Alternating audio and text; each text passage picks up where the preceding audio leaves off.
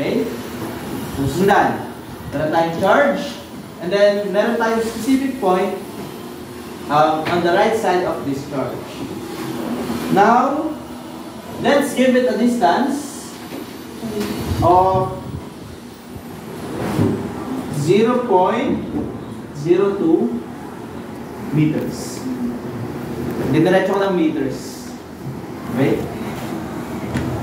Now, if this is our case, okay, isang charge lang at a specific point, itong point A, madali lang isolve yung kanyang electric potential at electric potential energy.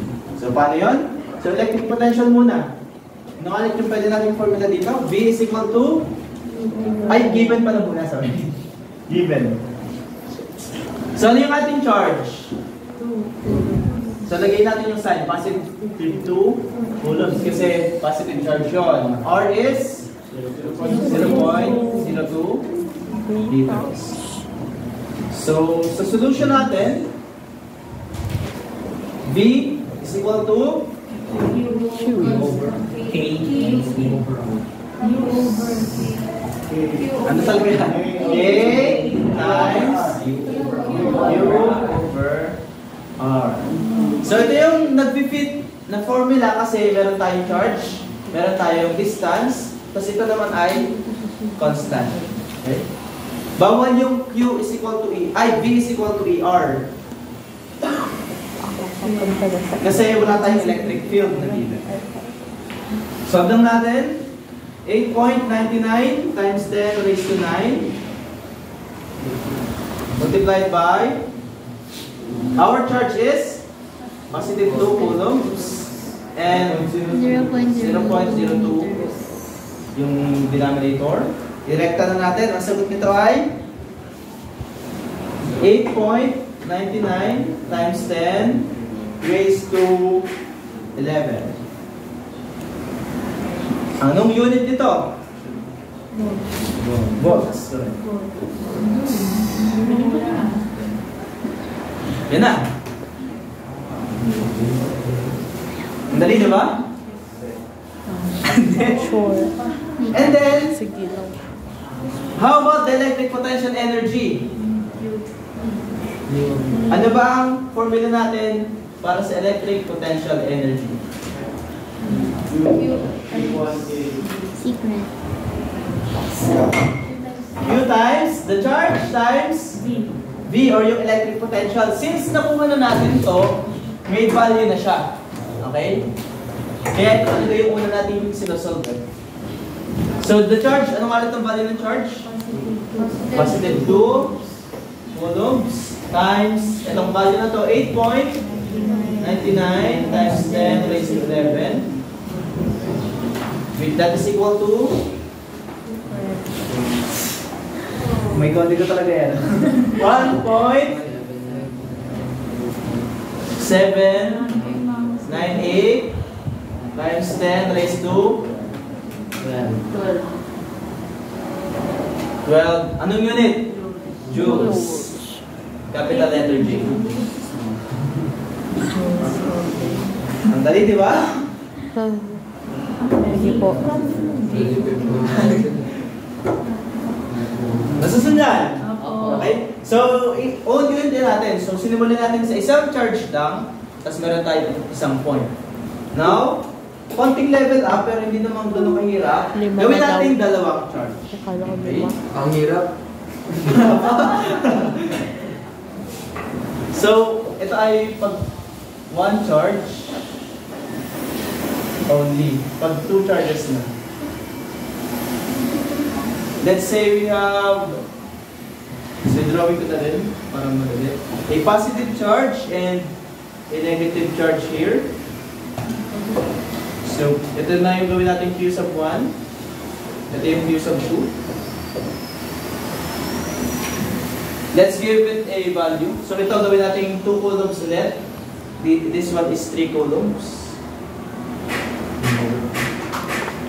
And then, let's give it, kailangan natin ng specific point.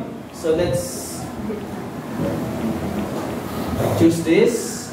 So, itong Q sub 1, meron siyang certain distance, ano, dito sa point na to. Let's say this is R sub 1, para magka-partner sila. And that is 0.04 meters.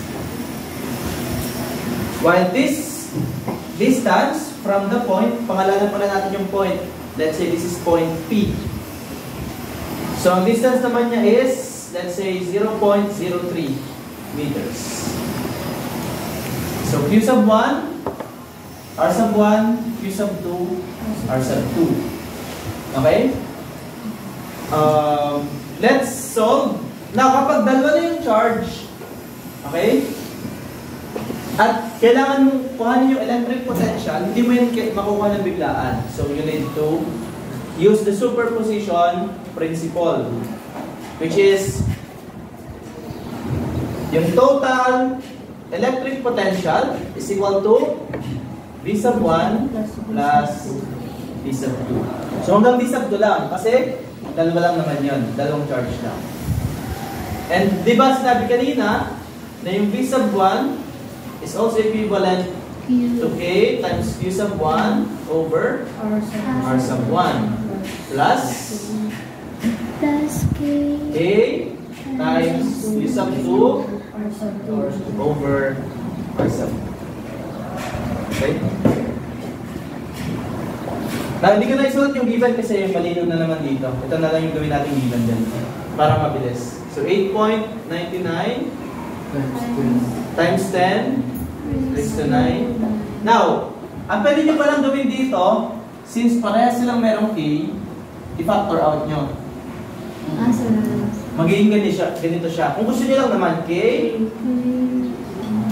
times Q sub 1 over R sub 1 plus Q sub 2 over R sub 2. Magiging ganito siya.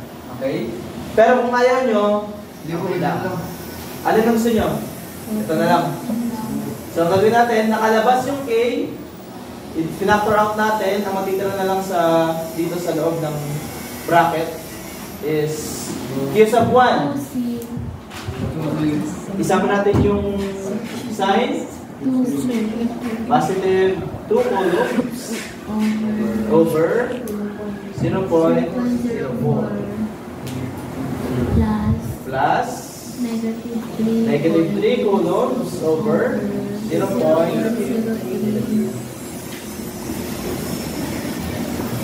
So, ito ay 8.99 times 10 raised to 9. So, 2 divided by 0.04. Nasal ko na ba ito? Ito, nasal ko ba?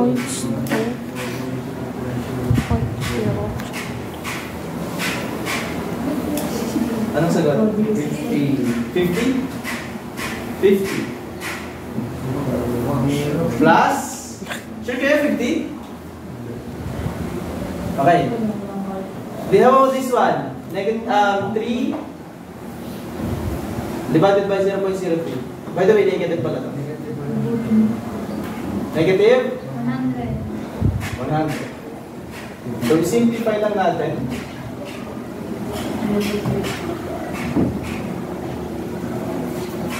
So, magiging 8.99. Bring down lang to. 50 plus negative 100. Negative 50. Multiply it to 8.99 times 10 raised to 9. We have? Wala pa kayo pag. Kaling ganyo? So, may sagot ako dito. 4.490. Ay! No. Negative 4.495 times 10 raised to 11. Anong unit? Electric potential pa rin to. Volts pa rin. Okay. Now, yung solution ko dito mas mahaba. Kasi ang ginawa ko dito ay sinod ko muna sila na magkabukod. Okay? Sinod ko sila na magkabukod, tapos pinag-add ko sa dulo. If you want to do that, that's fine. Pero dito, ginawa natin para tipid sa space. Ganun din naman ginawa natin. Sinunod natin sila na magbubukod. Pero, isang formula na lang. Isang solution. Now, how about the electric potential nitong given na to? Ilang charges meron tayo? Now, ano yung equation na merong dalawang charges? Itong electric potential energy. K times Q sub 1 Q sub 2 over R. Or yung iba ginagawang R sub 1, 2 para yung distance yung Q sub 1 to Q sub 2. Now, may nagdadag tayo dito sa ating problem. Kasi nga, ang distance na hinahanap dito ay distance ng Q sub 1 sa Q sub 2. Binigay na ba? Wala pa. Ang distance nito ay hanggang dito lang sa point P. Ito ay hanggang dito lang din. So since magkadugtong naman sila, we can add them together. 0.07 meters. Ha? 0.57. Natakata. And then, substitute and evaluate lang. So ito ay 8.90. Malapatapos ang 8.99 ito ha. Talaga magsasawa kayo dyan. Times Q sub 1 is 2 coulombs times over 0.07. Bigyan lang natin yung bracket. So we have konti ko. Isa na. Wala na. Bakit nasulat ko eh? Alay, diretso na natin. Diretso na nakalagay dito eh. Gusto nyo step by step? Okay na, diretso na. Wala na. Wala na atang tinta. Diretso na lang. Basta gagawin nyo dito, positive times negative, positive times negative 3. Negative 6 divided by 0.07 times 8.99 times the raised to 9 is negative 7.7057 times 10 raised to 11. Ang unit natin dito ay joules. Energy kasi energy kaya joules. Wala ba talaga sa inyong Now, kapag tatlo yung charges natin, wala tayo kasing formula na tatlo yung charges sa numerator. Hanggang dalawa lang din. So, ang gagawin natin dyan, 2 at a time. Okay? Kaya kung tatlo, Q sub 1 at Q sub 2 muna, Q sub 2 and Q sub 3, tapos Q sub 3 and Q sub 1. Tapos, yung makukuha nyo sa tatlong yon, eto kasi ay scalar quantity din. Itong dalawa actually ay scalar quantity. Kaya kung tatlo makuha mo nito, i-add mo lang din para makuha yung total. Okay? Yun na lang.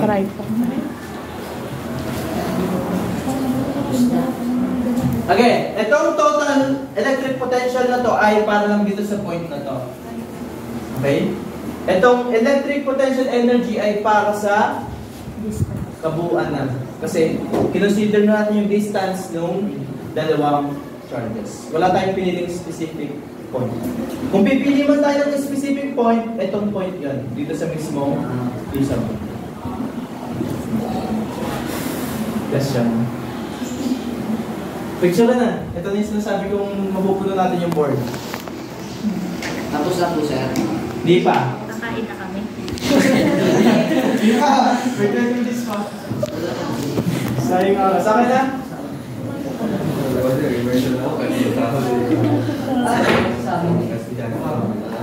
Okay. Dagdag na rin pala dito. Kapag ang ating, halimbawa kapag dalawa, dito sa problem na to same charges. Okay, kung pareha sila ng charge,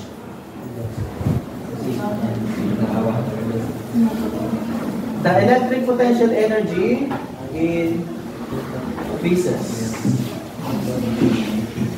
Kapag opposite charge or charges, the electric potential energy increases. So, paano nyo malalaman, sir? Paano masasabi ko nag-increase or nag-decrease? Tingnan nyo yung sign. Pag negative, nag-decrease. Kapag nag-increase, increase ay positive. Pinakukuha nyo yung final answer. Okay? Itong negative at positive dito, sa electric potential, makikita nyo, ang makukuha nyo dito ay kung saan charge malapit yung point. So, let's see. Negative yung ating sagot. So, dapat malapit sa negative na charge yung point. Balikan natin. Saan siya mas malapit? Sa negative o sa positive? Negative. Sa negative. Kasi ito ay 0.03 meters. Ito ay 0.04 meters. Now, kung kukuha tayo ng point dito, let's say point M, at isusog ulit natin to, magiging positive na. Yung magiging total natin. Saan siya magsi-zero? Again, saan siya magsi-zero? Gitna. Sa? Gitna. Dito naman tayo sa likod. Okay na yun. Apa?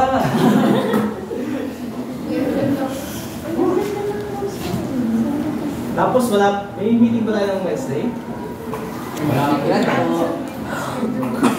Dapat meron, kaso holiday yata yun, ano? Yes!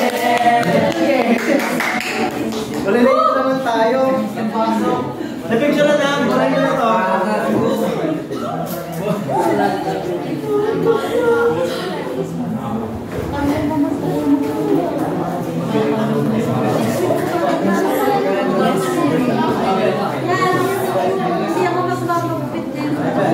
Okay, let's proceed. Now, itong sunod nating matidiscuss ay yung naka-focus sa potential difference tsaka sa change in electric potential energy. So, ito ay V at U pa din, pero meron na siyang delta yung triangle. Okay? Okay, so bago yun, let's consider this situation.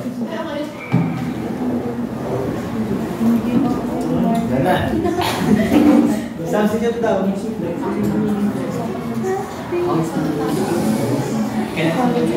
Nasusuko na.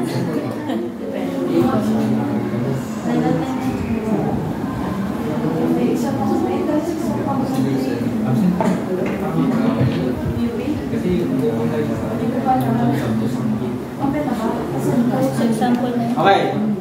Let's say we have these specific points and given yung electric potential sa bawat point.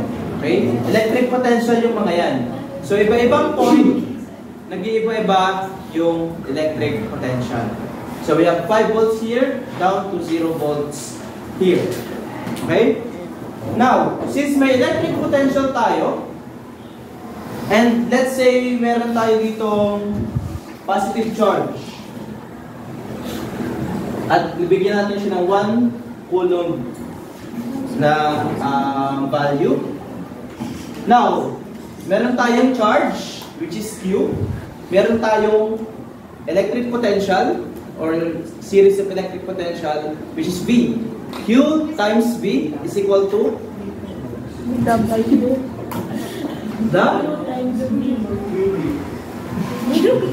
QV. Ang makukuha natin pag pinag-multiply natin sila ay electric potential energy, yung U. Okay? So, let's say, example po na yun. Natawag sa example. parang bumabela lang kasi tayo dito. So, i-explain ko kung paano tayo magkakaroon ng change in potential energy. Doon tayo papunta. Pero simulan natin sa electric potential at electric potential energy. So, meron tayong positive charge. Now, 1 times 5? 5. Yay! 5. Wait lang, 5 joules. Again, energy na to. 1 times 4. 4. 1 times 3. 1 times 2. 1 joules. 1.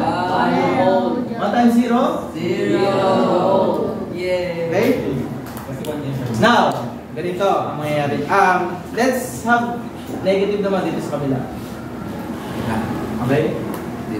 So again, 1 coulomb pero negative siya. So negative 1 times 5. Negative 5 joules. Negative 1 times Negative 4 4. joules. So multiply lang Negative natin. 3 joules. Negative 2 joules. Negative 1 joules. Negative 0. Ay, 0. 0 joules.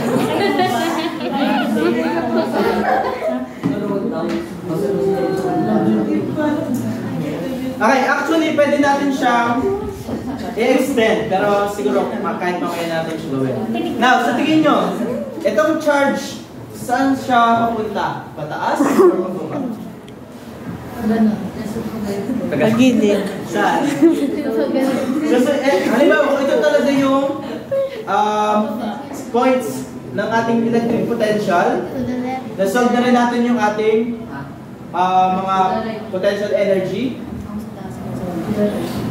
Itong positive, saan papunta? To the left. Pagilid. Ha? Pababa. Ang negative? Bakit? Bakit? Alam natin. Yun. Okay. Pag ano, One simple explanation na hindi nyo pa makikita dito is sa electric force. Saan attracted yung positive? Negative. Sa negative. Okay? So, ibig sabihin, kung ito ay pababa, Pataas. halimbawa, meron tayong plate dito, ang plate na yan ay negative. Tapos, ang plate dito sa taas ay positive. Kaya mapipilitan talaga siyang bumaba. Baliktarin nyo yan, edi baliktad din yung magiging motion ng charge natin. Kaya itong negative ay pataas kasi na-attract siya sa positive na nasa taas. Pero, yun ang explanation using electric force. Pero, nung sinimulan natin to, wala naman tong dalawang phase na to, di ba? Huwag natin silang isama. Ano yung makikita nyo? Just using the electric potential energy. So, di ba dito meron tayong 5 joules? Pumunta tayong 0 joules. Dito, negative 5, nagpapuntang 0. Anong napapansin nyo? So, let's say, this positive charge here, pababa. This negative charge ay pataas. May sinusunod ba siyang rule? Kung saan siya pupunta? Using the electric potential energy. Or pwede ito muna. Pwede rin ito. So pwede natin gamitin ito, pero ito. Magkakaiba nga lang tayo ng rule. So pag ito yung makukuha natin. So ang positive charges goes to so ito yung positive charge. So, kung ito yung pagbabasihan natin, itong electric potential, saan siya pumunta? Sa mababa o sa mataas? Mababa. Sa mababa. So, kapag positive charge, siya ay pupunta sa lower electric potential. Okay? Meanwhile, ang negative charges goes to negative. Saan siya pumunta? Sa higher or sa lower? Sa Higher. So, this is using electric potential. Okay? Ang mangyayari nga lang dito, magkasalungat sila. Pero, pag ito ang ginamit natin, isang rule lang ang kailangan yung tandaan. Let's analyze. Itong positive, let's say dito siya nakatapat sa 3 joules. Pumunta siyang 0 joules. Ano ba yan? Mababa? Bumaba. Let's say ito ay nagsimula sa negative 3 joules, naging negative joules. Tumaas ba yun o bumaba? Bumaba din. Negative 3 is greater than negative 5. Negative 2 kasi, di ba? So negative 5 is lower than Negative 3. So, ibig sabihin, using electric potential energy, pwede natin itong i-summarize. Ang makukuha natin, charges goes to distance. are attracted to. Diba siya attracted? Ay, directed na lang mo lang. Double T yun, di ba? Double C. So, attracted by directed to lower joules. Ang joules ay unit. Lower potential Energy. Okay, mas maganda itong tandaan kasi isang rule lang to. Pag ito yung memorize nyo, dalawa yung kailangan nyo i-consider. Pero mas magandang alam nyo ito parehas. Okay? Ito ay, ang tinututong ko lang dito, or ang basis natin dito is potential, electric potential. Okay? Yung volts. Ito yun. So magkasalungan sila. Pero, kung electric potential energy, isa lang yung ating rule. Kahit anong charge man yan, positive or negative, papunta siya sa lower electric potential energy. So makikita niyo naman dito. And kadalasan talaga na yung lower potential energy ay papuntang or ito pala, electric potential, habang papunta siyang negative, bumababa. So pwede natin ito i-extend, negative 1 volts, negative 2 volts. So ito pwede natin i-extend. Ay, positive na pala ito. Ito na yung negative.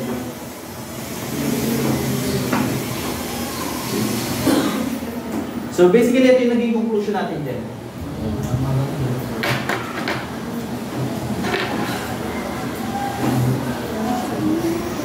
Kaya pa? Dito po. So, may tawag din pala dito. Ito ay tinatawag natin high potential. Ito yung low potential. So in this point, high potential siya. Kasi tumataas yung ating electric potential. Ano? Dito, mababa yung electric potential. And yung low potential, siya yung nasa negative plate or negative part ng ating ano. Ito high potential, siya yung nasa positive plate. Ganito yung makikita nyo sa mga battery, sa mga capacitors. Okay? Question? Ano ba na dito? Meron pa? Kaya pa to? Ako na. Ama na siya. Okay, balikan natin yung Stop.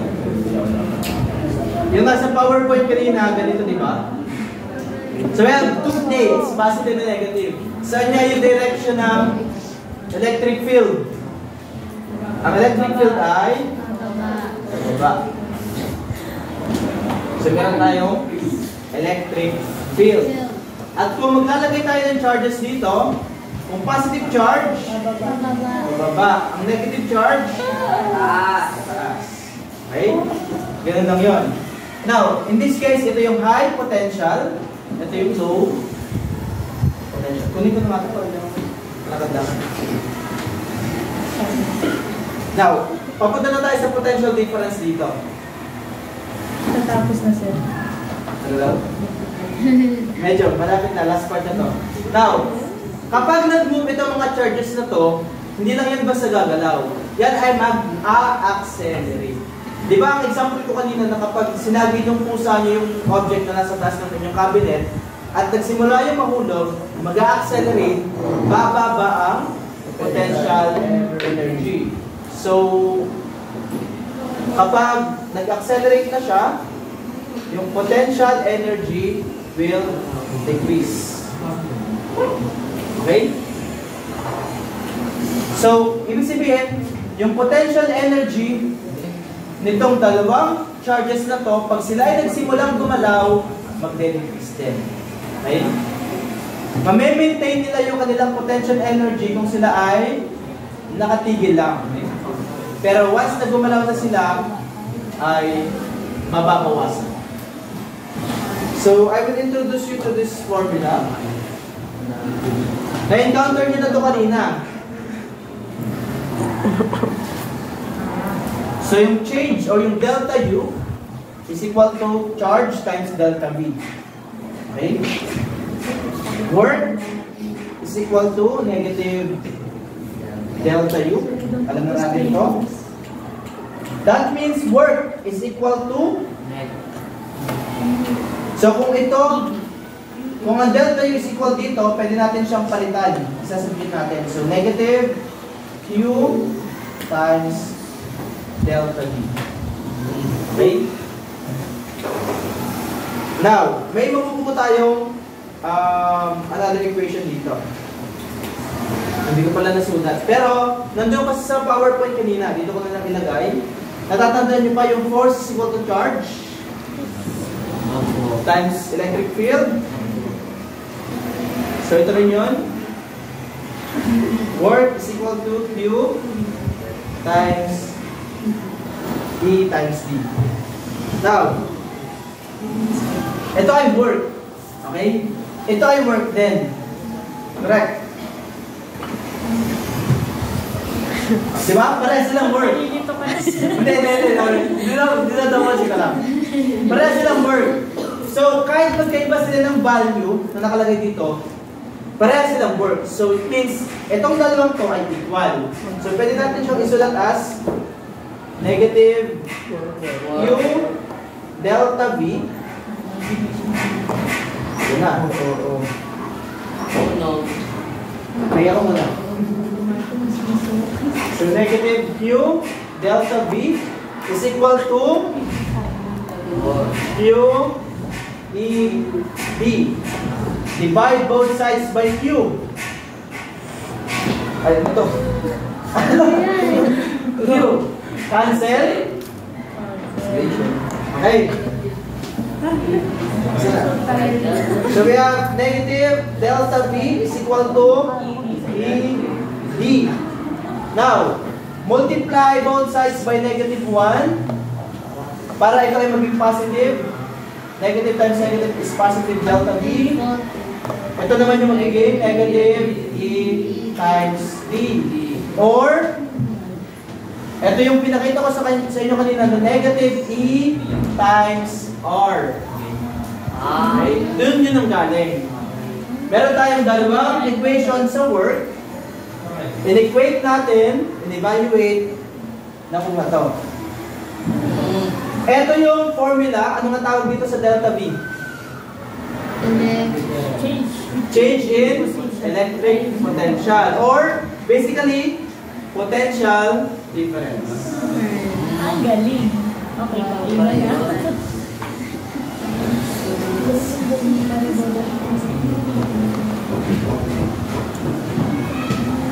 Okay? Potential difference. Okay? Hayaan mo na matawag mo. Para masanay na pumasa. Tapos, ito. Hindi ito formula, pero kailangan nyo rin itong tandaan. Kapag nanggaling siya sa high electric potential, tapos pumunta siya ng low electric potential, is it positive or negative? Negative. Ang potential difference natin is negative. Meanwhile, kapag baliktad, low potential to high potential, the potential difference is positive. So, ito ay kailangan alam nyo para ma-double check nyo yung inyong mga sagot pag pinag-solve kayo ng potential difference. Okay? Kasi kapag nakakuha nga kayo ng sagot, tapos ang lumabas dun ay negative, to make sure na tama ang sagot nyo, pwede nyo i-double check. Since negative ang nakuha nyo, siya ba ay nanggaling sa high at pumunta ng low? Okay? Siya ba high to low electric potential or low to high electric potential? Kaso, pwede ba mag-extend? Hindi po. Kaunti na lang, ito na lang oh. Okay, last one. Hindi po ako sanay na walang break, sir. Hindi ito example. Ito na rin yung pinakita ko kanina. So, pag meron tayong V sub AB, siya ay equal sa V sub A minus V sub B. Itong V sub BA is equal to V sub B minus V sub A. Silang dalawa, okay, ay parehong potential difference. Okay? Nagkataon lang na nagkabaligtad sila ng pinanggalingan. Ito ay from, actually ito dapat ay from B to A, tapos A to B. Kabaligtad yun. Okay? Or pwede nyo itanda, ito yung final, ito yung initial. So ito talaga yung unang point. Sayang, hindi ko inapit to. Last na eh. Pero, Tama na po. Sir, tanong po, pwede po yung hypertension low po. kung babalik na rin natin, pwede. Pwede po yun. Pero safe pa rin po yung concept. Kung babalik na rin natin ito ng ano, pwede. Ibig sabihin, yung positive plate natin, napupunta sa baba. Pwede po pa ganun din. Oo, kahit anong orientation. Kaya lang ganito yung nilagay ko kasi mas madaling tandaan natin yung high potential kasi nasa taas. Kasi yung low potential yung Sir, magbibigay po ba kayo ng problems po na yung hyper na sa baba? Or yan na po yung default? Most probably ganito. Mabigyan ng idea si sir. Pero, Huwag na po. Ganyan na lang, sir. Yan na yun. Ayan na lang. minsan naman sa mga problem, yung potential difference halimbawa natin ay given na. Ito kasi mas maganda siyang tandaan. Kaya natin ito kailangan matandaan para sa potential difference. Kasi nga, pwede siya maging negative or positive. Okay, may tanong po ba? So, to be continued na lang to. Tapos, nasunod na natin yung mga examples. And then, ganito pala. After this, meron tayong dire-diretso na ito ha. Wala tayong preno. After nito ay capacitance. Next is electron flow and current. Next is resistance.